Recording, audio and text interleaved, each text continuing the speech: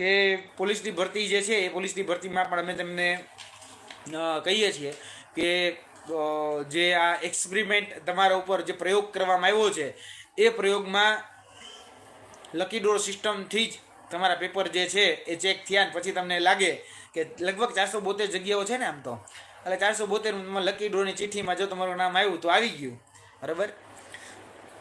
કારણ કે એટલા બધા પેપર ચેક થવા, 60,000 લગભગ હું માનું કદાચ 55-60,000 પેપર ચેક થવા, અને એમાં આપણે એવું રાખીએ કે ખૂબ જ પારદર્શિતા હોય કે ખૂબ જ ચોકસાઈથી આ પેપર ચેક થાય, તો એવું નથી બનવાનું. કારણ કે ટાટ HS કે પછી વર્તમાનના GPSCના પેપર એ બધા જ અમે નજીકથી જોઈએ છીએ, એટલે હવે ભરોસો નથી બેસતો. કારણ કે જે એજન્સીઓને કામ આપવામાં આવે છે એ એજન્સીઓ જ પછી ઠોબારી જેવી હોય તો પછી કલ્યાણ તમારું થઈ રહ્યું.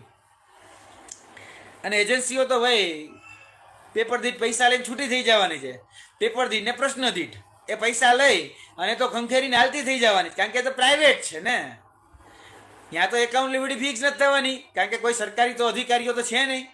બધું જ કામ એજન્સીઓ મારફતે થતું હોય તો પછી કઈ રીતે હું એમાં વિશ્વાસ રાખું કે મૌલિકતા, પારદર્શિતા આ જે શબ્દો છે એમાં જળવાઈ રહેશે.